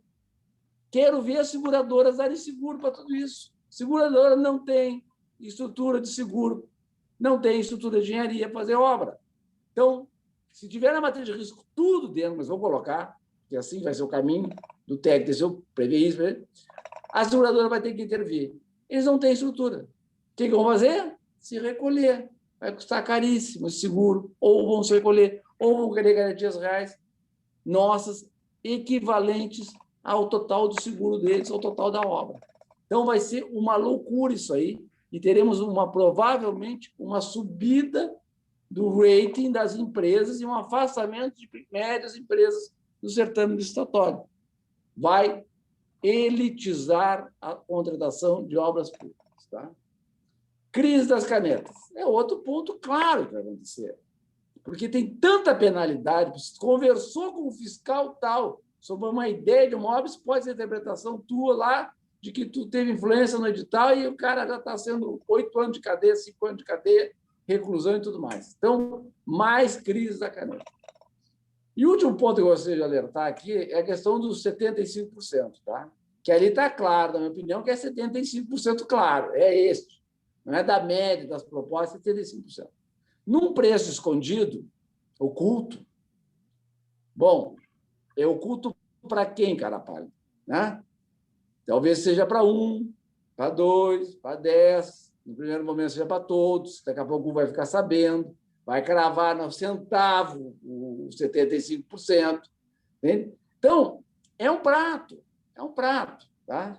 É um prato para corrupção, isso. É uma maneira legal, é uma maneira interessante, né? Porque, às vezes, um sorteio, talvez fosse a melhor maneira de desempate, quem tivesse menos de 2% de variação no preço poderia fazer um sorteio, coisa do gênero, como existe em outros países, sorteio. Tem o preço oficial divulgado, deu 75% de sorteio entre os principais concorrentes. Tá? E a última parte do diálogo competitivo, que o Vernalha não acredita que isso vai para obras e serviços de engenharia, vai ter muito específico, eu não tenho tanta certeza assim. Tá? E me preocupa muito esse diálogo competitivo em que esse método se dará. Tá? Conhecendo o Brasil de antigamente, não o Brasil de hoje, mas o Brasil que nós vemos há pouco tempo atrás, tá? Esse diálogo competitivo pode dar margem a muita coisa. Eu acho que são esses pontos, eu não vou entrar mais pontos aí importantes, porque o tempo é curto, e nós temos outro ponto que é o decreto muito importante. Mas eu só tenho críticas a essa lei, por enquanto. Eu não vi quase nada de bom. Tá? O ideal é que se arrumasse uma inconstitucionalidade qualquer com a ministra Rosa Weber ou com o Alexandre de Moraes para parar essa lei. Mas não sei se é possível também. Beleza. Obrigado, Portela. Eu acho que traduzindo um pouco, né, o que você falou, essa questão, a preocupação que reinou, né, de combate à corrupção também nessa lei, ela foi em cima de penalidade e não das causas que podem gerar, de fato, corrupção, como algumas que você levantou. Né? Continuo sem enfrentar, de fato, né, aqueles buracos, né, de oportunidades para a corrupção. Eu discordo do Fernando Bernal, até, eu sei disso, no diálogo competitivo. Eu acho que nós não estamos preparados para isso, né, em lei de licitações públicas.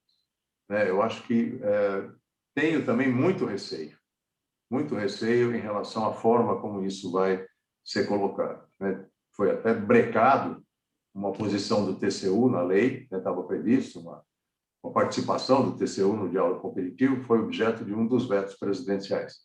Mas, enfim, vamos aguardar para ver. Uma parte, tá? A questão do projeto, tá?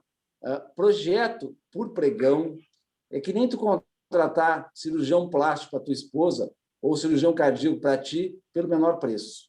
Tá? É isso mesmo. É uma loucura total. Vai afastar as boas empresas do projeto. Nós vamos ter um bando de empresas pequenas, ruins, tendo projeto por um preço absurdamente baixo. Aliás, o que está acontecendo hoje? Já está acontecendo isso, nós temos projetos cada vez piores, dando margem à paralisação de obra e tudo mais. Então, isso é um outro erro gravíssimo dessa lei. Obrigado. Não, perfeito, Marcelo. Que foi objeto do veto presidencial, né? A surpresa de um dos vetos. E, surpreendentemente, foi uma das questões que recebeu muita atenção nas nossas discussões, era exatamente como melhorar e garantir maior qualidade para os projetos. Eu queria encerrar essa primeira fase para a gente entrar na nossa proposta de decreto regulamentador. Fernando, rapidamente, algumas observações sobre o que foi falado. Olha, eu concordo com o Portela, e aí, fazendo remissão à questão do Pimenta, com relação aos critérios de desempate, concordo com o Portela 100%, que seria muito mais adequado se estabelecer um critério do tipo sorteio, né? Porque isso vai ter um custo de análise, e mais do que um custo de análise, isso vai trazer muita discricionariedade para todos aqueles fatores ali de avaliação que são considerados para o desempate, são muito complexos de serem aferidos na vida real, né? Então vai ter um custo de análise isso, quem sabe, eu acho que vai na linha da burocratização, né? E contra um princípio de simplificação que eu acho que deveria nortear a construção do novo regime de licitações e contratos. E acho que traz discricionariedade, gera insegurança também em relação aos participantes. Então, eu concordo plenamente com o Portela, acho que o sorteio seria uma solução muito mais satisfatória. Só que eu acho assim que, com o estabelecimento desse limite de 25%, de 75%, primeiro, o que nós teremos como efeito prático disso vai ser uma maior precisão do orçamento, pelo menos teoricamente é isso que essa deve ser a consequência, né? As administrações públicas tenderão a produzir orçamentos mais apertados, em função da inexecuibilidade ter adquirido um outro patamar, né? E aí eu não sei se a gente vai ter também, porque hoje em dia, né, o empate ele é uma situação excepcionalíssima. O que o Pimenta coloca, com muita razão, é que uma vez que você tenha o limite de 75% para a inexecuibilidade, o empate pode vir a ser uma situação mais corriqueira, e, portanto, pode adquirir relevância, né, os fatores de desempate, a aplicação desses fatores de desempate. Isso pode ser verdade, sim, mas, por outro lado, eu creio que a gente vai ter aí uma visão diferente do orçamento a partir do estabelecimento desse novo parâmetro de inexecuibilidade pelas administrações públicas. Acho que vão ter mais zelo na confecção do orçamento e, mais do que isso, farão orçamentos mais apertados. Pelo menos eu acho que essa pode ser uma tendência. E quanto à questão do seguro, também eu concordo plenamente que, com você e com o Pimenta e com o Portela, que, enfim, o mercado de seguros no Brasil não está preparado para isso. Isso é o que as seguradoras têm dito, inclusive, né, que elas não estão preparadas para essa cláusula de retomada. E acho que um efeito indireto, então, um efeito direto disso será o encarecimento da participação e isso vai atingir principalmente o mercado das médias empresas, né, das licitações, e pode haver, sim, uma restrição de acesso pelas médias empresas às licitações em função do aumento do custo do seguro. Eu acho que essa pode ser também uma tendência, infelizmente, em função aí da previsão, principalmente da cláusula de retomada, né? Mas, assim, a gente tem que contar também, né, com o fato de que isso não será uma previsão em todos os casos, né? Como eu disse, eu não acho que isso está restrito para obras de grande vulto, segundo os termos da legislação, mas não acho que isso vai ser uma exigência para todos os casos, né? Cláusula de retomada. Eu acho que eles vão reservar esse tipo de expediente para contratações mais vultosas. Mas, para essas contratações, eu creio que, sim, isso vai dificultar o acesso pelas médias empresas. E a gente tem que ver como é que as seguradoras vão se preparar para isso. Eu acho que isso ainda é uma construção, né? A gente vê pelos que as próprias seguradoras estão dizendo em relação a isso, elas vão ver como é que vão se preparar para ofertar esse tipo de serviço no mercado, que hoje não está disponível no mercado de seguros. Fernando, eu acho que, em boa medida, nós já respondemos uma das questões enviadas aqui pelo chat, ao Pedro, questão da inexequibilidade de preços e o desempate. Eu respondo também ao Diego Acioli. Sim, nós vamos disponibilizar, através do e-mail de todos os inscritos, esse material em relação à tentativa de derrubada dos vetos, né, presidenciais. A gente vai colocar à inteira disposição aí para todos que estão nos assistindo. Gise. Não, só aproveitando essa resposta que você deu e reiterando aquilo que o Luiz Henrique falou, tá? Nessa questão da gente acessar os nossos parlamentares. Lógico, nós temos que estender isso para o Brasil inteiro, mas é importante, pessoal, que às vezes não é a gente em si que é a melhor pessoa para falar com um determinado parlamentar. Nós temos condições de falar com alguns numa maior intimidade, e a intimidade eu digo sim, eu digo da seguinte maneira, como uma forma de você mensurar isso. A intimidade vem daquilo que você não precisa explicar quem você é, com quem você está falando. Tá? Que a pessoa receba a tua ligação e ele já saiba com quem está falando. Tá? Mas se essa pessoa não tem essa intimidade com aquele parlamentar, ela sabe quem tem. Né? Então, é o fato da gente levar, porque eu acho que aí o trabalho vai ser muito mais efetivo no convencimento dos parlamentares. Era só isso. Não, perfeito, Gise. Vai exigir realmente um trabalho conjunto de todos nós e quanto mais uniforme esse trabalho, melhor. Luiz Henrique, por favor. Só um complemento aqui, uma informação adicional que acabou que o Zé Carlos falou rapidamente, mas a gente não desenvolveu, né? Diz respeito à pauta, tá? O presidente Arthur Lira mencionou a possibilidade desse veto ser apreciado eventualmente ainda esta semana ou na semana que vem. Para ficar claro a razão que isso vai acontecer.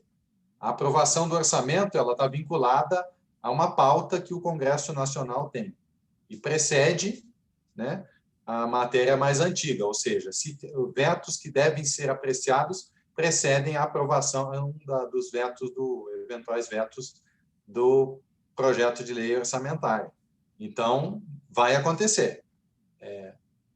Por isso, a importância do reforço aqui de que haja uma agilidade nesses contatos, né? E isso que o Gise destacou agora é importantíssimo, né? Quando a gente menciona, né, o procurar, não é sair fazendo aqui ações intempestivas, né? Isso, às vezes, até afasta o parlamentar ao invés de aproximá-lo, né? Então, essa proximidade, essa forma de abordagem, né, ela deve respeitar isso que o Gise apontou aqui como uma forma. Tá? Era isso. Obrigado. E, pelo que você está colocando, realmente pode a possibilidade de rapidamente ter apreciação desses vetos. Né? Um dos pontos que eu comentei na abertura, que está gerando problemas, de graves problemas, eu acho que para o conjunto das nossas empresas, principalmente que operam e trabalham com obras públicas, é esse aumento exacerbado de preços de materiais de construção. O impacto que isso está tendo nos contratos é brutal, né, em alguns contratos, e eu já tenho consciência disso, está gerando a paralisação, principalmente quem depende de aço, tubos de PVC, alguns materiais aí que tem um impacto muito relevante, né, nos contratos. E tanto a Lei 8666 quanto essa nova Lei 14.173 trata da questão do reequilíbrio contratual, eu digo de uma maneira mais conceitual, mais genérica, né? Ela dá um conceito, né, daquilo que caracteriza o desequilíbrio contratual. O reequilíbrio é devido quando sobrevirem fatos imprevisíveis ou previsíveis de consequências incalculáveis. Isso absolutamente não diz como deve ser feito e, para ser sincero, nem quando deve ser aceito o reequilíbrio, a solicitação de reequilíbrio contratual. E, na prática, o que acontece quando tem essa lacuna na legislação, quem ocupa esse espaço é o órgão de controle, notadamente o Tribunal de Contas da União. Passa a gerar, então, acordos ou instruções que preenchem esse vazio mais objetivo da Lei de Licitações. Então, o que a gente está pretendendo e vai apresentar rapidamente aqui hoje para vocês, está em construção, né? A gente já tem o modelo dele, o trabalho que a gente vai fazer, aí vai envolver executivo e vai envolver legislativo, depois o Luiz Henrique dá um caminho aí para como é que a gente pode trabalhar isso, mas estabelecendo realmente critérios muito mais objetivos do que existem hoje, de como deve se processar o reequilíbrio econômico-financeiro. Não é uma atribuição, nem uma tarefa fácil, a gente percebeu, quando a gente pretende regular ou dar maior detalhamento para esse processo de reequilíbrio econômico-financeiro. Principalmente se a gente tentar, nesse decreto, que ele seja um decreto com rapidez, eficiência e agilidade na aplicação do reequilíbrio contratual. A gente poderia trabalhar esse decreto num caminho que é a partir, né, da conceituação do Tribunal de Contas da União, mas claramente a gente discorda do caminho do Tribunal de Contas da União para reequilíbrio econômico-financeiro de contratos, principalmente em dois aspectos, né, que a análise do desequilíbrio tem que ser feita em todos os serviços do contrato, é quase que uma conta de mais e menos, e não apenas daqueles insumos ou serviços que apresentaram uma alta ou queda extraordinária de preços. E o segundo é o parâmetro de aferição do impacto que gera o direito ao reequilíbrio a partir do lucro. O Tribunal de Contas da União mede que esse processo de solicitação de reequilíbrio ele tem que acontecer a partir do lucro zero, a partir do prejuízo que a empresa demonstrar. Um verdadeiro absurdo, ainda mais num país capitalista. Então, nós optamos por sugerir um decreto com uma metodologia mais expedita. Ela está voltada para a evolução de preço de materiais. É claro que existem outras variáveis que também colocam em risco o equilíbrio de um contrato, não só a evolução do preço dos insumos, mas a gente está querendo dar uma resposta mais rápida, mais eficiente para esse problema que a gente está vivendo agora. Não exime, nem nos tira a responsabilidade de depois trabalhar de uma forma mais ampla. Se eu pudesse resumir o que contém esse decreto, eu acho que define, né, uma coisa que nos faz muita falta na discussão com a administração pública, definir numericamente o que representa variação extraordinária de preço. Define como calcular as variações extraordinárias, né, deixando claro que não se aplica a revisão integral do contrato. Define como calcular os preços reequilibrados. Dá prazo para análise dos pedidos de reequilíbrio. Obriga os novos contratos a já delimitarem as responsabilidades das partes quanto às variações ordinárias e extraordinárias de preço. Possibilita um mecanismo de compensação parcial do desequilíbrio através do reajuste de contrato. Isso é quase que uma válvula de emergência para a situação atual. e fixa condições mais claras para o pagamento do reequilíbrio e das obrigações de pagamento ao longo do contrato. Então, eu pediria para o Fernando, rapidamente, dar uma pincelada aí, Fernando, sobre esse trabalho. A gente já fez uma passagem por aquilo que eu chamei de banca examinadora, acho que foi semana passada, se não me engano, a gente chamou 6 ou 7 especialistas que nos ajudaram, criticando, dando sugestões aí no decreto, e chegamos a essa formatação de hoje. Claro que pode ser melhorada, pode ser ajustada, mas a intenção é que rapidamente a gente comece a trabalhar nesse decreto regulamentador. Fernando, dá uma pincelada para a gente, por favor. Tá, Carlos, eu vou tentar subir aqui aquele meu representação gráfica do... Vamos ver se todos conseguem enxergar aí. Está aparecendo aí? Tá.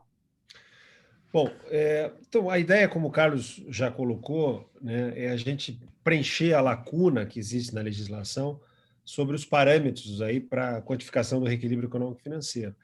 Não toda a lacuna, porque eu acho que uma parte disso é a própria metodologia, né, para a identificação da repercussão daqueles itens, daqueles insumos que sofreram variação extraordinária no contexto ali do preço contratado. Essa metodologia segue sendo ainda uma metodologia ali confeccionada caso a caso. Mas a gente tem uma série de outras definições importantes que não constam da lei e que, portanto, ainda, né, não constam da regulamentação, quer dizer, não constam das normativas aí aplicáveis à hipótese, que são importantes para que os processos de reequilíbrio possam tramitar. O que a gente tem visto na prática é que o administrador público fica desconfortável em definir esses parâmetros por conta ali do receio de responsabilização pelos órgãos de controle. E os órgãos de controle também não têm essa definição muito clara. A jurisprudência é muito oscilante em relação a isso. Então, assim, o que a gente vê na prática é que os processos de reequilíbrio travam, né? Ou, quando não travam, eles ali sofrem a aplicação de parâmetros muito desfavoráveis para o contratado, aí por conta do contexto do apagão das canetas, né? Então, assim, a ideia é preencher essa lacuna e definir esses parâmetros. É uma solução simplificadora para ajudar os processos de reequilíbrio econômico-financeiro a chegarem ao seu final. Então, assim, nós entendemos aqui, né, por definir essa variação extraordinária como aquela variação acima de 10% para além da reposição inflacionária, a aferição dessa variação será feita por meio de pesquisas de mercado, portanto, ela não estará ali fundamentada, né, nas pesquisas do próprio contratado ou na proposta comercial do contratado, mas ela será uma aferição objetivamente conduzida por pesquisas, por instituições, né, que realizam essas pesquisas de mercado. Então, toma-se ali o preço histórico, que é o preço do momento da apresentação da proposta na licitação, e o preço atual, né? O preço no momento ali em que se quantifica a obrigação de pagamento. Havendo uma variação de preço objetivamente constatada, né? Ou seja, tem que ter um movimento de mercado que retrate essa variação de preço, acima de 10% para além da reposição inflacionária, há, então, uma variação extraordinária e se autoriza o direito ao reequilíbrio econômico-financeiro. Essa variação extraordinária é aplicada, então, no preço contratado, ou seja, na composição ou a proposta comercial do contratado, no âmbito da licitação, para se chegar ao preço reequilibrado. Esse preço reequilibrado, aí, no momento ali da obrigação de pagamento, né, que se torna exigível o pagamento do reequilíbrio, ele passa ali por uma metodologia para se calcular a repercussão dessa variação extraordinária no preço contratado, no preço global do contrato, a dedução da taxa de risco, caso a caso, porque essa taxa de risco ela é definida ali na proposta de decreto, ela varia conforme o tipo de objeto, e se chega ao valor do reequilíbrio, que passa a ser exigível quando da obrigação de pagamento. E aí nós temos a remissão ao momento do protocolo do pedido de reequilíbrio econômico-financeiro para a incidência da correção monetária, né, sobre o pedido de reequilíbrio, e a partir de 60 dias, que é o prazo proposto para que a administração pública aprecie e responda ao pedido de reequilíbrio, uma vez que esse pedido de reequilíbrio venha a ser deferido futuramente, a partir de 60 dias, né, passa a incidir os encargos moratórios se o reequilíbrio não for pago, né? E a gente previu aqui que essa obrigação de pagamento está atrelada à exigibilidade das obrigações de pagamento. Então, Carlos, basicamente esse é o esquema, né? Essa é a representação gráfica aqui de tudo que está contido no decreto. Eu só queria ressaltar duas questões que você já mencionou. A primeira é que variações ordinárias, né, no preço de insumos, para mais e para menos, elas não entram na conta do reequilíbrio. Uma proposta de regra expressa nesse sentido. E isso, na nossa percepção, afastará esse entendimento dos tribunais de contas de enxergar o reequilíbrio do contrato como uma oportunidade para aferição de todos os preços do contrato, como se o contrato tivesse um equilíbrio, né, do ponto de vista ali do equilíbrio de todo o contrato. Quer dizer, isso não funciona assim, a gente tem que prestigiar a matriz de risco do contrato. Equilíbrio econômico-financeiro é ali o que decorre da matriz da alocação de riscos do contrato. Portanto, se a gente entender que só está sujeito ao reequilíbrio aquelas variações acima de 10%, né, a partir da reposição inflacionária, essas é que têm que ser consideradas para mais e para menos. E as outras estão dentro da banda de risco do contratado, banda de risco ordinária. Então, essas não podem entrar na conta do reequilíbrio, segundo a nossa proposta.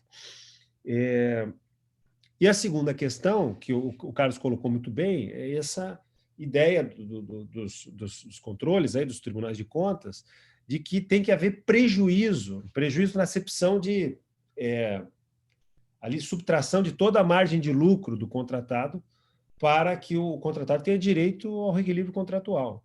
E reequilíbrio não tem nada a ver com prejuízo, né, como resultado de todo o contrato. Reequilíbrio é a recomposição da equação econômico-financeira formada no momento da licitação. É o respeito à alocação de riscos do contrato. É isso.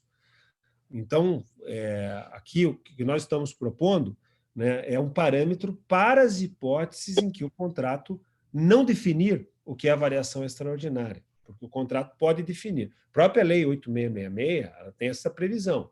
Quando se prevê a alocação de responsabilidades pela materialização da alha extraordinária, ali se fala em alha extraordinária e extracontratual. Então, sempre se prestigia ali o pactuado no contrato. Essa nova legislação segue a mesma linha, né? O que está previsto no contrato deve ser respeitado. E, inclusive, há uma proposta de norma nessa minuta de decreto regulamentador para que os contratos passem a prever essa matriz de riscos, porque aí todo mundo precifica, né? Se você vai correr o risco de 10%, está precificado na sua proposta. Então, Carlos, eu acho que basicamente é isso. Perfeito, Fernando. Eu acho que você levantou aí os pontos principais da proposta que a gente está elaborando. E eu voltaria a chamar a atenção para dois pontos, né, que são pilares, praticamente, dessa proposta, né? O primeiro é o gatilho, né? O Pimenta pediu para eu nunca usar essa palavra, gatilho, lembro bem, mas então, é o ponto a partir do qual deixa de ser considerado uma variação ordinária de preço, portanto passível e prevista de ser assimilado pela empresa, e passa a ser considerado uma variação extraordinária. Por que a gente colocou 10%? Porque a gente fez uma análise, né, desde 2011 do comportamento de 25 insumos que mais pesam na construção civil, e foi vendo que a variação desses preços, variação anualizada, ela fica entre 6, 7, 8%, sendo que dispara, né, aí para bem além desse ponto, a partir de março, abril de 2020, que é exatamente a pandemia e essa situação que a gente está vivendo hoje, né, de extraordinariedade dos preços.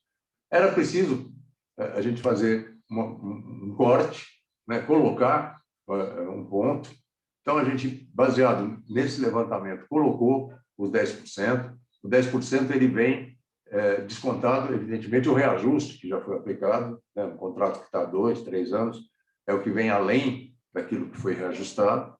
E o segundo ponto é qual é o impacto que esse aumento terá que ter no contrato para, como parafraseando aqui o nosso presidente Zé Carlos Martins, teve um aumento de 10% no parafuso. Então vou pedir reequilíbrio por causa do aumento de 10% no parafuso. Não, não é isso. Ele tem que ter um impacto relativo no teu contrato que justifique esse desequilíbrio que você vai estar atestando. Então, para ter um certo respaldo do que a gente consideraria de impacto, nós usamos exatamente os números e os critérios utilizados pelo próprio Tribunal de Contas da União no cálculo do BDI, aquele acordo, não vou me lembrar o número agora, mas que ele estabelece como deve ser calculado o BDI, e ali é colocado os diversos percentuais de risco por tipo de obra. Então, no nosso decreto aparece exatamente isso, quer dizer, para uma obra de edificações, esse impacto do aumento extraordinário tem que ser, no mínimo, 1,27% no custo direto da obra, e aí vai 1,3%, 1,30% para obras de saneamento, exatamente como está relacionado no acordo do TCU. Aí a gente está tendo uma efetividade numérica de colocação de qual é o impacto. Eu sinto, por exemplo, um exemplo que a gente viveu no DENIT, acho que é a Instrução de Serviço número 15 de 2015, o DENIT fez um número mínimo de impacto no contrato, que as altas de preço ali era de CAP, né, de material asfáltico, teriam que ter de 7%. E, analisados mais de 3 mil contratos, acho que menos de 15% dos contratos atingiram esse impacto de 7%, ele realmente considerou inaplicável aquele número que eles tinham colocado de impacto mínimo no contrato. Então, o que a gente está procurando aqui é realmente caracterizar qual é a variação extraordinária, a variação de preços que é considerada extraordinária, e segundo, qual é o mínimo impacto que tem que ter no contrato essa variação para justificar o reequilíbrio econômico-financeiro. Então, eu acho que, feitas essas colocações, eu acho que passo uma nova rodada, antes da gente encerrar, para o Gise, e depois eu passo para os nossos convidados. Agora estamos falando do decreto, Gise. Não, eu estava prestando atenção, cara. Não, eu sei. Eu acho que... Então, o acordo é o 2.622 de 2013. Tá? 2013, é isso mesmo. Tá? Bom, eu acho que isso aqui é um grande avanço, tá? Realmente deixa bem objetivo, né? Pelo menos o formato que eu já vi, né? Que já foi construído por você e pelo Dr. Fernando, né? De forma a gente poder pleitear esses reequilíbrios. Veja, a gente vive num momento excepcional. Ô, Gise, estão pedindo para você repetir o número do acordo, por favor. É o 2.622 de 2013. Tá? Bom, nós vivemos num momento excepcional, tá? Que esses aumentos foram muito grandes, né? De insumos importantes para a atividade das nossas obras, né? Seja saneamento, seja rodovia, barragem, né? Em qualquer desses itens aí, a gente está sendo muito afetados, tá? A preocupação que a gente tem, né? Primeiro é que a gente consiga, né? Que o presidente seja convencido a assinar esse decreto, a sua estrutura, né? E que não demore a implementação, sabe? Porque, senão, ela, inclusive, diferente de outros reequilíbrios, que você tem condições de suportá-lo, né, suportar por um bom tempo o desequilíbrio, né, até que aquilo se resolva, nessa situação agora, você tem muitos casos que você não viabiliza, até vi uma pergunta aqui, nem para começar a obra, que ela já está totalmente inviabilizada, você já começa num negativo muito grande, tá? Então, no estudo que eu já vi também, Carlos, você sabe disso, aquela solução de mudar a database, né, para a data do evento, me parece muito importante isso, né? Uma outra até que o presidente, inclusive, comentou sobre o assunto, né, para que realmente isso seja resolvido de uma forma rápida, né, de uma forma... E daí torcer também, no caso de mudança de database, né, que o índice reflita a realidade, né, que é um outro trabalho que também você está fazendo e comandando à frente da CEBIC, né, porque não adianta nada de mudar a database e o índice não está refletindo aquilo que está acontecendo na realidade. Tá? Era isso. Exatamente, Giz, obrigado. E essa mudança da database está clara ali no decreto, que ela não exclui, né,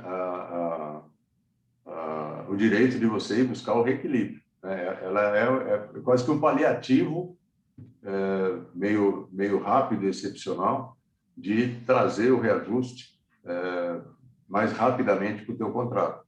E não significa também mudar a periodicidade de reajuste. É isso, né, Fernando? Que não se confunde aí com mudar a periodicidade anual. Exatamente. Até porque nós não poderíamos em função de uma limitação legal, né? Mas ela é apenas uma forma de reequilíbrio e provavelmente, na grande maioria dos casos, será uma forma parcial de reequilíbrio econômico-financeiro. É um paliativo, acho que você usou uma expressão bem apropriada. E o Giz tem toda a razão, que a gente tem uma grande preocupação nossa, a gente tem agido fortemente em BGE e Fundação Getúlio Vargas, é realmente a distância, né, Giz, que a gente tem do reflexo que os índices de reajuste estão tendo dessa situação que nós estamos vivendo. Pelos mais diferentes motivos, alguns foram até surpreendentes.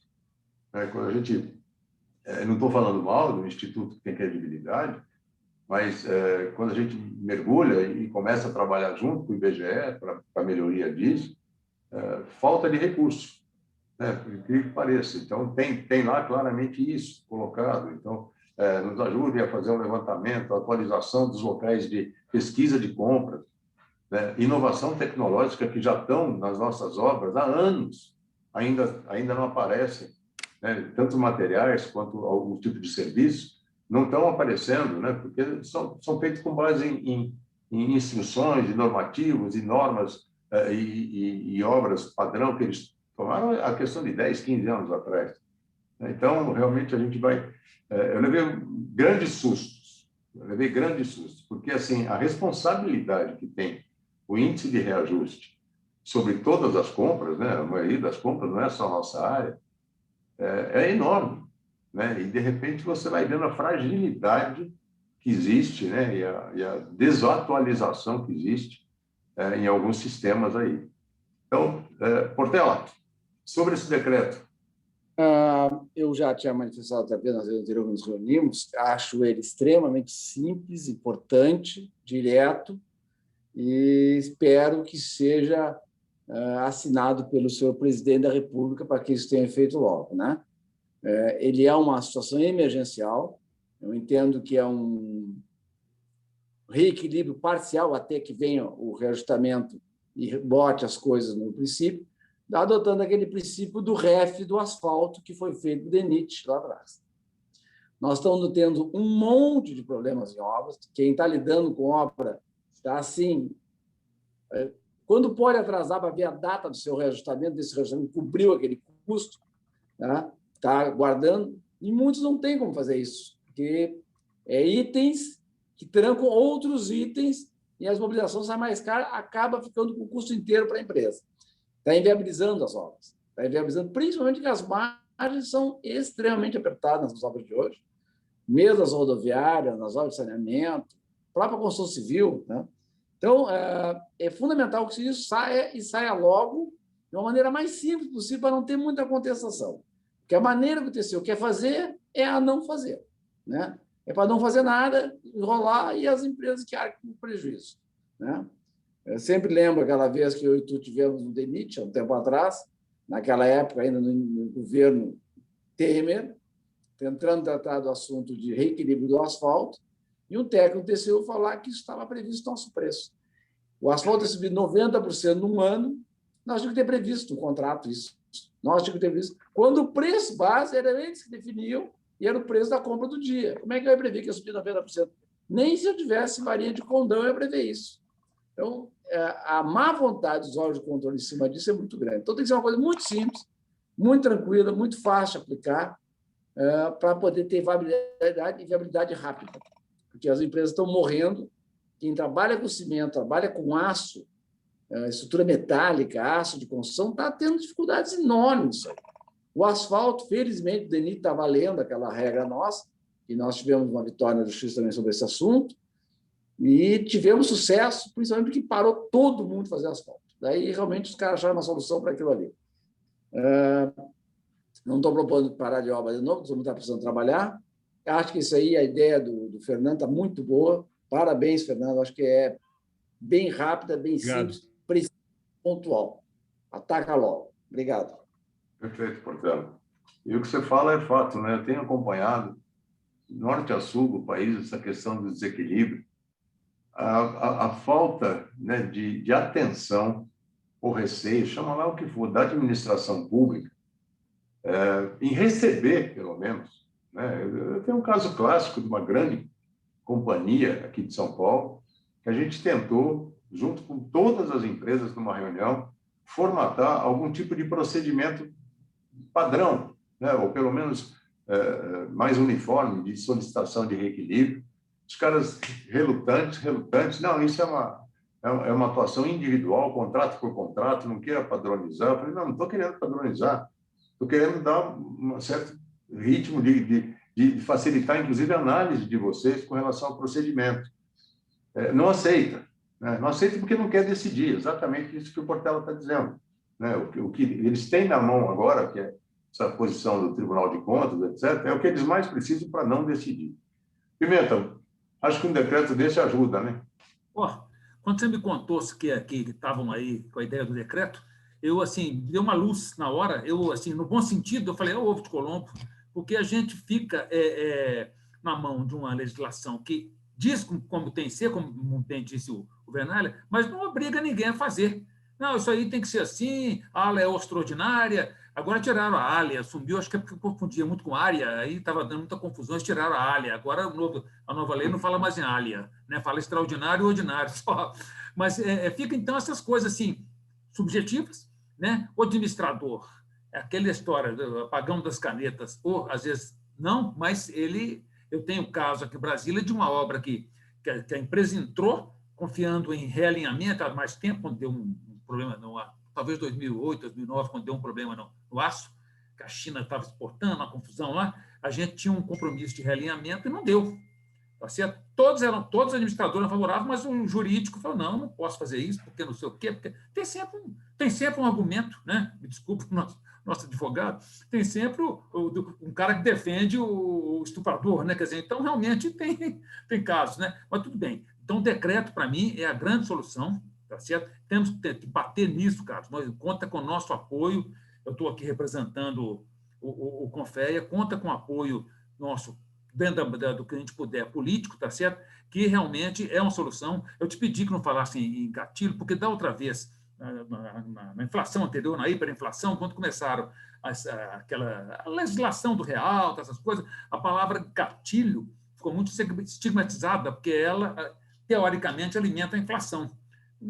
Seu gatilho, meu gatilho, vira um tiroteio e a inflação dispara, né? Então, essa palavra realmente tem que guardar na gaveta, não fala em gaveta, 10% e tal. E você colocando 10%, é um número, mesmo ainda que vai debitar nele a taxa de risco, né, que foi colocada no BDI, exatamente pelo Acordo 2622 de 2013, ele atende, porque se você olhar esse decreto, de cabeça, eu acho que tem poucos itens onde o lucro previsto na forma do BDI é acima de 8%, 7 alguma coisa, 8 e tal. Então, já passou do que eles queriam, que é que você está no prejuízo.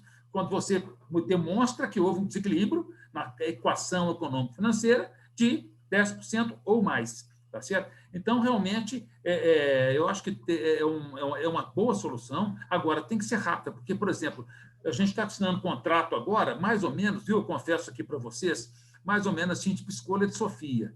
Se eu não assinar, eu vou ter que desmobilizar o meu pessoal, porque eu não vou ter o que fazer. Se eu assinar, eu estou correndo o risco de não tomar um prejuízo razoável, porque já Já é contabilizável um prejuízo hoje de uma proposta dada em outubro para um contrato começando esse mês. Tá certo? Já dá para sentir o prejuízo decorrente desse desequilíbrio. Então, ele não é choro de empreiteiro, é uma coisa real, tá certo? Eu acho que foi maravilhosa a ideia, conta com o nosso apoio, tá certo? E vamos trabalhar no aperfeiçoamento dos termos do decreto e no seu andamento político, que é sempre essencial. Viu? Então, realmente, parabéns pela ideia. Quando você me falou, me deu uma luz grande assim, que eu fiquei muito animado com a coisa. Obrigado, Pimenta. Eu acho que você cita um caso recorrente, tá? O pessoal me liga muito, manda mensagem, que a empresa ganhou a licitação, ainda não assinou o contrato, e o receio de assinar o contrato, que ela já sabe que está desequilibrado. Então, qual é o instrumento jurídico para garantir que ela assina ou não assina, faça uma cláusula, uma ressalva? São inúmeras situações que se repetem nesse mesmo sentido. Luiz Henrique, decreto executivo, né, de regulamentação, como a gente está propondo. O caminho vai por onde? Vai por as cabeças? Então, Carlos, eu acho que sim, e também acho que o mesmo tipo de reunião que nós fizemos com as mesmas equipes, né, dos ministérios, seria o caminho muito importante também a ser percorrido. Tá? A gente, aquele pessoal é quem efetivamente trata dos temas relacionados a essas regulações, né, de compras públicas no país, né?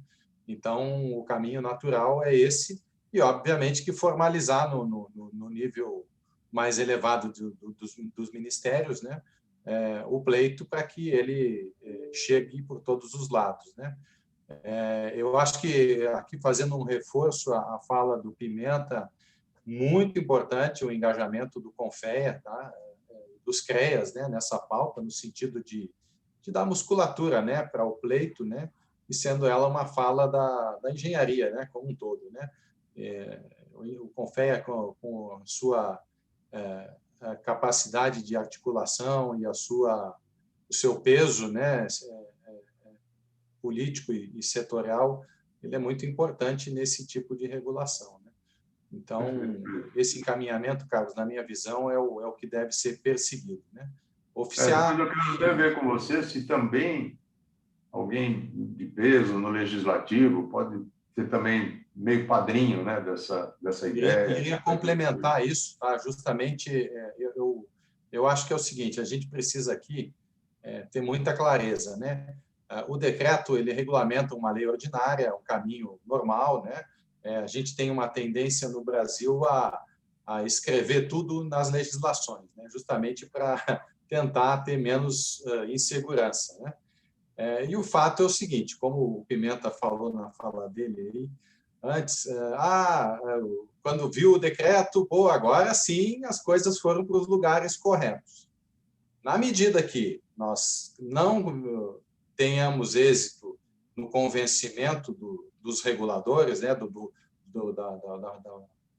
da lei aprovada, né, das pastas que devem regular a legislação aprovada, cabe, na minha visão, também propor uma proposição legislativa, né, no mesmo sentido do decreto. Quer dizer, a gente vai por lei ordinária. Não tivemos êxito na discussão no Executivo, cabe juntar lá, como eu falei na primeira intervenção aqui, o veto que não foi feito, juntar, eventualmente, o que resulte desses demais que a gente deseja que sejam derrubados e, eventualmente, o que contempla esse decreto, e aí façam uma articulação muito forte, né, pela importância da temática sobre o Congresso para que, de novo, essa discussão aconteça. É muito importante a gente ter isso em perspectiva. O Congresso, ele ecoa os anseios, eu diria, da sociedade, né? A sociedade civil organizada somos nós, né? Então, quando a gente leva uma discussão para lá, e ela acontece no sentido de uma nova legislação ser proposta, a gente está fomentando, sim, e chamando o Poder Executivo para a discussão num outro fórum, que não é o que ele conduza, né? Então, eu acho que é um caminho adicional, eu diria assim. Perfeito. Obrigado. Carlos, Oi? Carlos, Eugise. Tá. Pois não, Gise. Esse assunto veio à baila também ontem, que o presidente colocou para o presidente da Câmara. Tá? Tá. Não a questão de se propor uma legislação para isso, mas sim o momento que nós estamos vivendo em função dessa alta explosiva dos preços e, mais que isso, o desabastecimento.